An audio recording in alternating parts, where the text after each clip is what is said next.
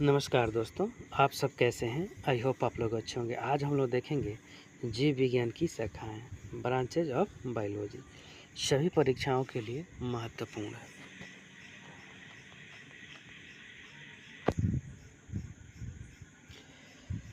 Cytology में कोशिका का अध्ययन किया जाता है। हिस्टोलॉजी यानी टिश्यू ऊतक का अध्ययन किया जाता है। मॉर्फोलॉजी में पेड़ पौधे एवं जीव जंतु के बाहरी संरचना का अध्ययन किया जाता है। एंटोमोलॉजी पेड़ पौधा एवं जीव जंतु की आंतरिक प्रक्रिया विज्ञान का अध्ययन किया जाता है। प्लेंटोलॉजी इसके अंतर्गत जीवाश्म का अध्ययन होता है। नोट: जीव जंतु एवं पेड़ पौधा के जीवाश्म के उम्र का पता कार्बन 14 यानी C14 पत्ती के द्वारा किया जाता है। पर्वत, पठार, पहाड़, मैदान, मिट्टी, चट्टान, मकान, मूर्ति के उम्र का पता यूरेनियम 235 पत्ती के द्वारा लगाया जाता है।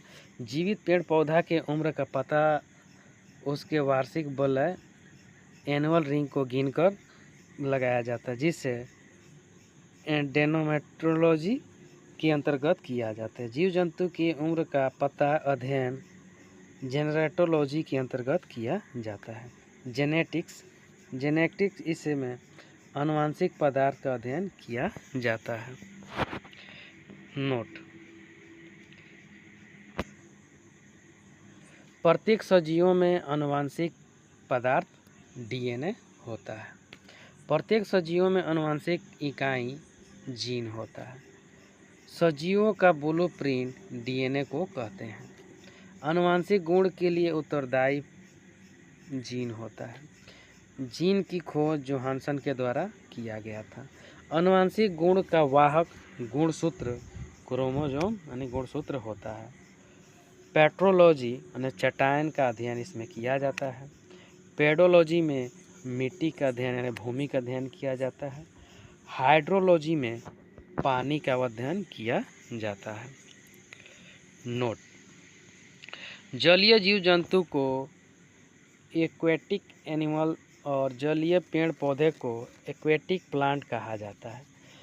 जल होने वाली मृदा विहीन कृषि सॉइललेस एग्रीकल्चर हाइड्रोपोनिक्स कहलाता है, जैसे जल फल, सिंघाड़ा आदि है।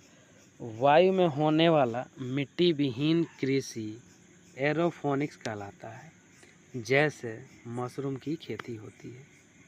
यूथेनिक्स वातावरणीय कारक का मनुष्य के विकास पर पड़ने वाला प्रभाव का अध्ययन है। यूगेनिक्स आनुवंशिक कारक का नियम के सुधार करते हुए जीव जंतु के विकास का अध्ययन है। यूथेनिक्स DNA chain, protein chain, RNA के विकास पर पड़ने वाला प्रभाव का अध्ययन होता है। एक्टोकोलॉजी एक ही जाति के अध्ययन का किया जाता है। टैक्सोनॉमी या सिस्टमेटिक इसके अंतर्गत सजीवों के वर्गीकरण का अध्ययन किया जाता है। वर्गीकरण के लिए द्विनामपति बाइनोमिकल सिस्टम को कैरोलस लिनियस नामक विद्वान के द्वारा दिया गया, जिसका सबसे बड़ा खंड जगत यानी किंगडम, जबकि सबसे छोटा खंड जाति स्पेसीज कहलाता है। हिप्नोलॉजी में निद्रा का अध्ययन किया जाता है। ओनोरियोलॉजी में स्वप्न का अध्ययन किया जाता है। फिजिकोलॉजी में शैवाल अलगी का अध्ययन किया जाता है। फाइकोलॉजी में शैवाल का अध्ययन किया जाता है।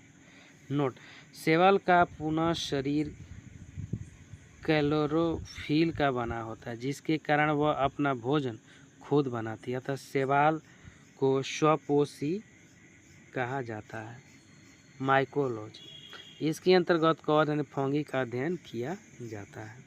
नोट: इसके शरीर में क्लोरोफिल नहीं पाया जाता, जिसके कारण ये अपना भोजन खुद न बनाकर सड़े गले पदार्थों से अवशोषण विधि के द्वारा ग्रहण करता, अतः कवक को मृतोपोषी कहा जाता है। हेमिनोथोलॉजी, इसके अंतर्गत कृमि यानी वर्म का अध्ययन किया जाता है। एंटोमोलॉजी, इसके अंतर्गत कीट इंसेक्ट का अध्ययन किया जाता है।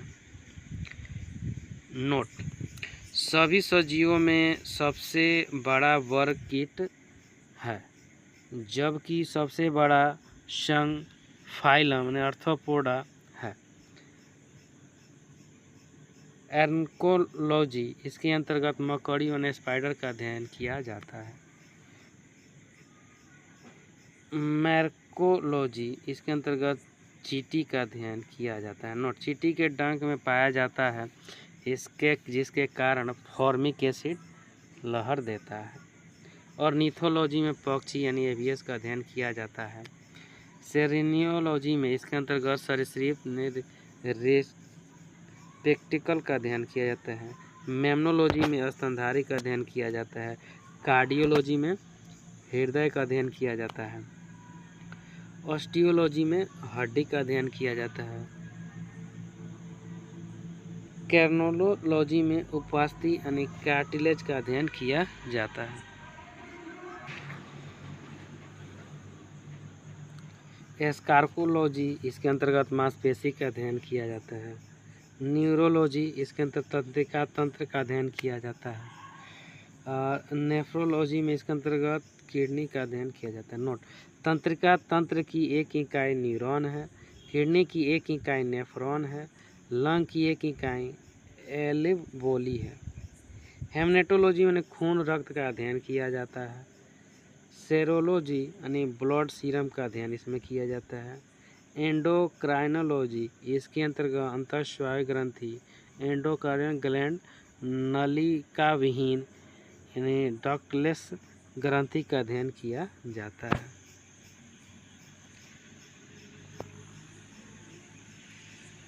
एक्सकार्नोलॉजी, इसके अंतर्गत बहिस्रावी ग्रंथि नलिका युक्त डक्ट ग्लैंड का अध्ययन किया जाता है। ऑन्कोलॉजी यानी कैंसर का अध्ययन किया जाता है। नोट: कैंसर रोग हमारे शरीर में अनियंत्रित कोशिका विभाजन के द्वारा होता है। ये एक असंक्रामक रोग है। अनकंटेन्ड डिजीज है, अर्थात जिसको होता है वही तक सीमित रहता है। कैंसर के इलाज के लिए कोबाल्ट 60 का प्रयोग किया जाता है। कैंसर के इलाज के लिए विधि को कीमोथेरेपी कहा जाता है। ओलॉजी, अंडा का अध्ययन। ओटोलॉजी, कान का अध्ययन। ओडोंटोलॉजी, दांत का अध्ययन। और नीथोलॉजी, कान नाक गला से संबंधित रोग का अध्ययन। ओल्फैक्टोलॉजी, गंध सुगंध दुर्गंध का अध्ययन होता है। डर्मेटोलॉजी, त्वचा का अध्ययन होता है। नोट: त्वचा हमारे शरीर का सबसे बड़ा अंग होता है। एक्टिनोबायोलॉजी, इसके अंतर्गत जीव जंतु पर पड़ने वाले विभिन्न प्रकार के विकिरण के प्रभाव का अध्ययन किया जाता है। मेरीकल्चर यानी समुद्री जीव जंतु एवं पेड़ पौधा का उत्पादन होता है। पिसीकल्चर, मत्स्य उत्पादन का अध्ययन होता है। एपीकल्चर, शहद की प्राप्ति के लिए मधुमक्खी पालन। विटीकल्चर, अंगूर उत्पादन। ओलेरियोकल्चर, जमीन पर फैलने वाले साग सब्जी का अध्ययन किया जाता है। अर्बोरिकल्चर, इसके अंतर्गत व्यापारिक स्तर पर विशेष प्रकार के पौधे का संवर्धन विकास किया जाता है। हॉर्टिकल्चर, इसके अंतर्गत एक बड़े क्षेत्र पर एक ही प्रकार के फसल का उत्पादन किया जाता है। वर्मी कल्चर में केचुआ का पालन किया जाता है। नोट: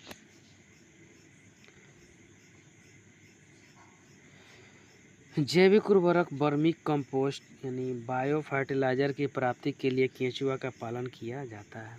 केंचुए को किसानों का मित्र यानी भूमि की उर्वरता मापने वाले बैरोमीटर प्रकृति का हलवाहा कहा जाता है, क्योंकि केंचुआ के द्वारा मिट्टी को हल्की कर दिया जाता है, जिसमें O2 यानी ऑक्सीजन की वृद्धि हो जाती है और मिट्टी की उर्वरा शक्ति बढ़ जाती है।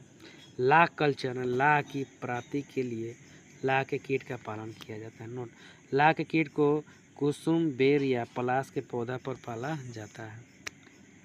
सेरीकल्चर में रेशम सेल की प्राप्ति के लिए रेशम के कीट का पालन किया जाता है। रेशम के कीट को शहतूत के पौधे पर पाला जाता है। रेशम के कीट को पालने के लिए शहतूत का पौधा का उत्पादन मोरिकल्चर कहलाता है। रेशम के कीट की 4 अवस्थाएं होती है: अंडा, लार्वा, प्यूमा तथा कोकून।